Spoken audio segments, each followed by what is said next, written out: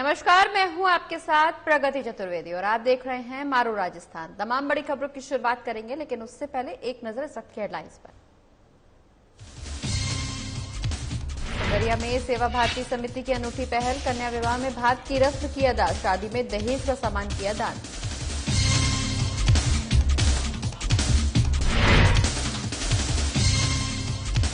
महंगाई से प्रदेश में फिर मचा त्राहिमाम, फलों और सब्जियों के दाम छू रहे आसमान, बढ़ते दामों ने हर घर का बिगाड़ा बजट।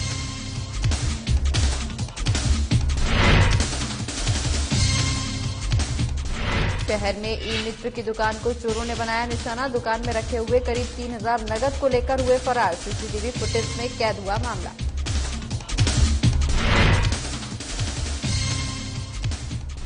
कोटा के देवा गुर्जर हत्याकांड में नया मोड़, मृतक के थाने में पहले की गई थी शिकायत, गुस्साए परिजनों ने किया हंगामा।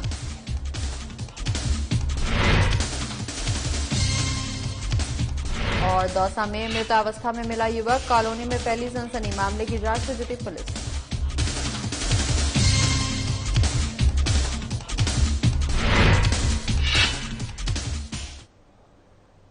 चलिए खबरों की शुरुआत इस वक्त की बड़ी खबर से करेंगे, जहां पूर्व विधायक की गिरफ्तारी का विरोध देखने को मिल रहा है। इस वक्त की बड़ी खबर, पूर्व विधायक भवानी सिंह रजावत की गिरफ्तारी का विरोध हो रहा है। राजपूत समाज ने मौन जुलूस निकाला है, सैकड़ों महिला और पुरुषों ने कलेक्ट्रेट तक रैली भी निकाली है। रजावत को जनहित के मुद्दे उठाने वाला नेता बताया गया है और डीएफओ से अभद्रता के मामले में रजावत गिरफ्तार हुए थे और इस गिरफ्तारी के बाद लगातार अब लोगों का यहां विरोध देखने को मिल रहा है। बता दें कि रजावत की गिरफ्तारी का विरोध लोग करते हुए नजर आ रहे हैं। सैकड़ों महिला और पुरुष यहां सड़कों पर उतर आए हैं और कलेक्ट्रेट तक रैली निकाली गई है।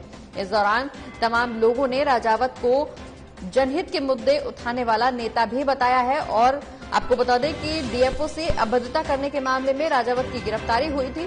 पूर्व विधायक हैं भवानी सिंह रजावत, जिनकी गिरफ्तारी का विरोध यहां देखने को मिल रहा है।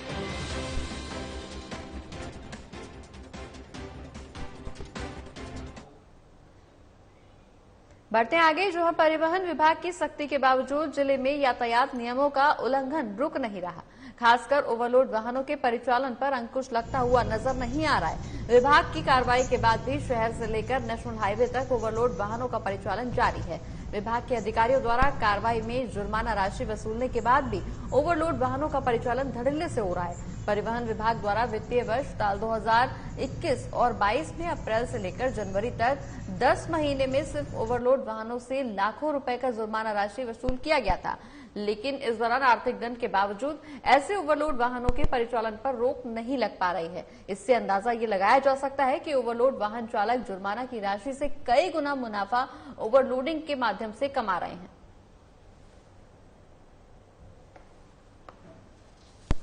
यातायात चालकों के जहन में न यातायात व परिवहन विभाग का भय और न पुलिस विभाग का खौफ। इन्हें न तो ट्रैफिक के नियमों से कुछ लेना देना है और न ही यात्रियों की सुरक्षा की चिंता। महज कुछ अधिक कमाई के लिए यहाँ दर्जनों यात्रियों की जिंदगियां रोज दांव पर लगाई जाती हैं। गंतव्य तक सही सलामत पहुंच गए तो ईश्वर का शुक्रिया अदा कर लीजिए, वरना ओवरलोडिंग व तेज गति की वजह से दुर्घटना तो जैसे आम बात बन गई है। सड़क दुर्घटनाओं की कमी के लिए कितने भी सख्त नियम बना दिए जाएं, लेकिन इन नियमों का पालन करने वाला लापरवाह सिस्टम के कारण दुर्घटनाओं में कमी नहीं आ रही है। तो वहीं जयपुर के ग्रामीण इलाकों में ओवरलोडिंग के साथ ही बेखौफ होकर यात्रियों से भरे वाहन घाटी वाले खतरनाक मार्गों से चल रहे हैं। इन ग्रामीण इलाकों में सिस्टम की लाचारी से ग्रामीण जोखिम भरा सफर करने को मजबूर हैं और दुर्घटनाओं का शिकार भी हो रहे हैं। जयंत शर्मा के साथ साधना प्लस के लिए प्रवीण भार्गव। बढ़ते आगे, बात अब संगरिया के करेंगे, जहां सेवा भारती समिति संगरिया के अध्यक्ष सतीश नागपाल ने बताया है कि संगरिया कस्बे के सांसी बस्ती की बहन मंजू रानी के विवाह के मौके पर भात की रस्म अदा की गई और इस दौरान भात में शादी का सामान समिति द्वारा दिया गया है और बहन मंजू रानी के भविष्य और सकुशल गृहस्थ जीवन की शुभकामनाएं भी उन्हें दी गई हैं। वहीं शादी भात के समय ओम प्रकाश ढोकवाल, स्वर्ण सिंह वर्मा, मोहर सिंह अध्यापक, जस्सी सिंह के साथ कई और लोग भी मौजूद नजर आए।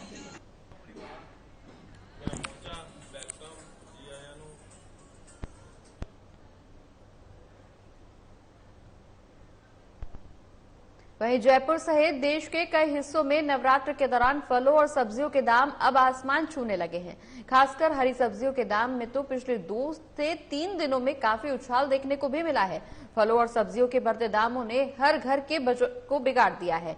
कुछ सब्जियों के दाम तो फल से भी महंगे हो गए हैं। एक नींबू 10 रुपए में बिक रहा है। वहीं अगर 1 किलो नींबू खरीदने जाते हैं तो दुकानदार 200 से 250 रुपए प्रति किलो की मांग कर रहे हैं। हालांकि थोक मंडियों में नींबू के दाम काफी कम है। इसी तरह भिंडी, परवल, खीरा, घिया, तोरई समेत कई और भी सब्जियों के दाम लगातार आसमान छू रहे हैं और आम जनता परेशानी झेलने को मजबूर है। मध्यम वर्ग के लोग हैं, उनका बजट जो है वो फेल होता जा रहा है, क्योंकि सब्जियों के दाम दिन दूने बढ़ते जा रहे हैं। फॉर एग्जाम्पल जैसे नींबू है 200 रुपए किलो है, जो कि मध्यम वर्ग का आदमी भी नहीं दे सकता। हरी मिर्ची जो है 200 रुपए किलो, जो कि गांव वाला मिर्ची से रोटी खा सकता है, वो भी नहीं खा सकता है। तो मेरा कहने का मतलब है हर सब्जी 40 रुपए, 100 रुपए, मतलब 100-200 रुपए से कोई कम नहीं है जो बेसिकली सब्जियां होती है। उसके कारण जो है मध्यम वर्ग का जो महिलाओं का बजट जो है दिन पे दिन गिरता जा रहा है। महीने के आखिरी में तो लोगों के पास पैसे भी नहीं होते हैं कि वो सब्जी ले ले। फॉर एग्जाम्पल जैसे हमारे यहाँ बाई है, तो बाई जो है वो लोग जो है रोज की सब्जी लाती है, उनके लिए सब्जी लाना बहुत महंगा मुनासिब नहीं है। कैरी के भाव जैसे इतने बढ़ रहे हैं कि गांव वाला लौंजी से रोटी खा लेता है, वो भी नहीं खा पाता। और अब बात भरतपुर की करेंगे, जहां शहर में मेन चौराहे पर चलते हुए रोड पर अगर किसी दुकान में चोरी हो जाए तो ये पुलिस की रात गश्त व्यवस्था पर एक सवालिया निशान है। शहर के आरबीएम हॉस्पिटल के सामने सर्कुलर रोड पर मोहित ई मित्र सेंटर पर देर रात को करीब 12 बजे के बाद चोरों ने एक ई मित्र सेंटर का ताला तोड़कर ई मित्र की गले में रखे हुए 3000 रुपए चुराए और मौके से फरार हो गए। इस दौरान चोरों की आवाज सुनकर ई मित्र संचालक जाग गया, तब चोर आनन फानन में कंप्यूटर और लैपटॉप जैसे सामान को नहीं ले जा पाए। हालांकि ये सारी वारदात सीसीटीवी कैमरे में कैद हो गई है। पुलिस अब इस पूरे मामले की जांच पड़ताल करेगी। आपको 12:45 की घटना है और शाम को हम रात को सो रहे थे अंदर, तो कुछ आवाज आई जैसे कोई ताला तोड़ा हो या कोई ऐसे जैसे आवाज आई तो हम बाहर निकल के आए। जब तक वो भाग गए थे, दो लोग। तो किस तरह दुकान को तोड़ा था, कैसे अंदर प्रवेश किया? ये देखिए आप, उन्होंने दोनों शटर के तारे तोड़े हैं। कुंडा है जो तोड़ा है, उसको खोला है इन्होंने। कितने रुपए ले गए? 4,000 रुपए के करीब मेरी सर्विस ले। वहीं दूसरी ओर कोटा में देवा गुर्जर हत्याकांड से जुड़ी अहम जानकारी सामने आई है। बता दें कि मृतक देवा गुर्जर को वारदात की आशंका पहले से ही थी। 26 मार्च को देवा ने आरके पुरम थाने में लिखित शिकायत भी दी थी कि इलाके के लोग उससे 10 लाख रुपए वसूली की मांग कर रहे हैं। यह आरोप देवा गुर्जर ने इलाके के सांवरा गुर्जर, भैंस गुर्जर और उनके अन्य साथियों पर लगाया था, लेकिन आरोपियों के खिलाफ पुलिस ने कोई कार्रवाई नहीं की। वहीं इससे नाराज होकर लोगों ने पुलिस को चारों तरफ से घेरकर उन पर पथराव किया। फिलहाल पुलिस ने लोगों को शांत करवा दिया है। स्थिति का जायजा लेने कोटा के बड़े आला अधिकारी मौके पर पहुंच रहे हैं। इसी कड़ी में कोटा रेंज आईजी रविदत्त गौड़ भी मौके पर पहुंचे हैं और स्थिति का जायजा लिया है।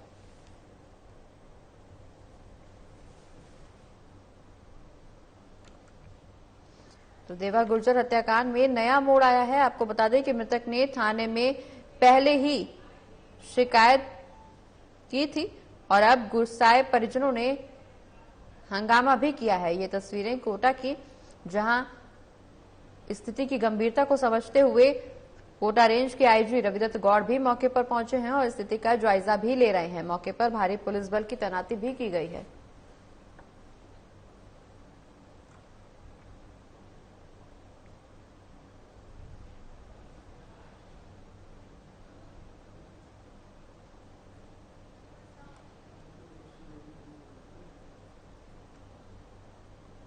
तो कोटा में देवा गुर्जर हत्याकांड से जुड़ी अहम जानकारियां अब सामने आई हैं। दरअसल देवा गुर्जर को वारदात की आशंका पहले से ही थी और मृतक ने 26 मार्च को आरके पुरम थाने में लिखित शिकायत भी दर्ज कराई थी और पुलिस प्रशासन के सामने अपनी जान का खतरा भी बताया था, लेकिन पुलिस ने मामले की गंभीरता को नहीं समझा और कोई एक्शन नहीं लिया, जिसके चलते इस वारदात को अंजाम दिया गया और देवा गुर्जर ये हत्या की गई। वहीं अब हत्या के बाद परिजनों में नाराजगी देखने को मिल रही है और मौके पर जहां पुलिस पर पथराव भी किया गया है और ऐसे में आगजनी की घटना को भी अंजाम दिया गया और स्थिति तनावपूर्ण बनी हुई है।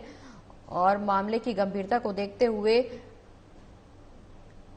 कोटा के कई बड़े आला अधिकारी मौके पर पहुंच रहे हैं, स्थिति का जायजा ले रहे हैं। इसी कड़ी में कोटा रेंज के आईजी रविदत्त गौड़ भी मौके पर पहुंचे हैं, जहां वो लोगों से बातचीत भी कर रहे हैं और स्थिति का उन्होंने आकलन भी किया है। और बता दें कि मौजूदा हालात को ध्यान में रखते हुए मौके पर प्रशासनिक अधिकारियों की भी नियुक्ति की गई है, पुलिस फोर्स भी वहां पर तैनात की गई है।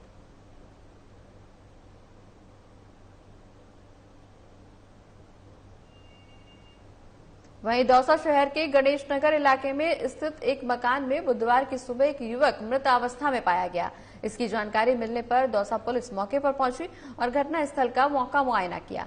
बता दें कि दौसा पुलिस के सहायक उप निरीक्षक बलवीर सिंह ने जानकारी देते हुए बताया कि कंट्रोल रूम पर सुबह सूचना मिली थी कि गणेश नगर स्थित एक मकान में एक युवक का शव पाया गया है। इस सूचना पर पुलिस मौके पर पहुंची और युवक को जिला अस्पताल लेकर आई, जहां डॉक्टरों ने जांच के बाद उसे मृत घोषित कर दिया। फिलहाल शव को मोर्चरी में रखवाया गया है। वहीं पोस्टमार्टम रिपोर्ट आने के बाद पुलिस आगे की कार्रवाई करेगी।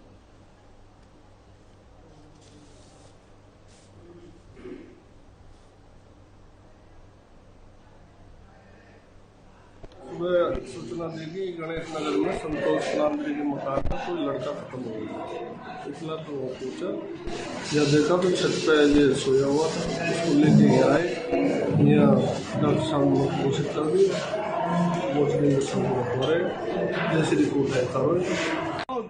फालतू में कोई वाला तुमसे पूछ वाला नहीं आएगा, तुम जाओ।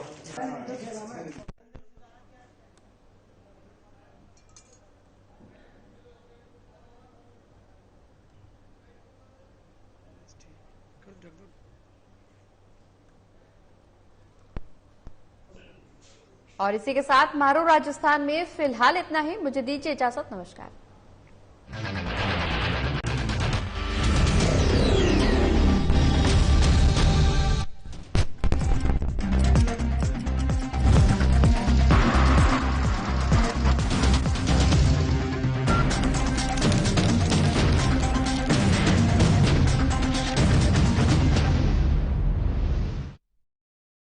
क्या आप दुबले पतले कमजोर हैं, आपकी सेहत नहीं बनती, भूख कम लगती है, वजन नहीं बढ़ता? दरअसल मेन बात खाना पीना खाना नहीं है, मेन बात है खाया पिया लगना। और अगर खाया पिया लगेगा ही नहीं तो आपकी सेहत बनेगी कैसे? इसलिए हमारी संस्था सन्यासी आयुर्वेदा ने एक ऐसी दवा का निर्माण किया है जो कि आपके लिवर सिस्टम को, आपके पाचन तंत्र को दुरुस्त करने का काम करती है।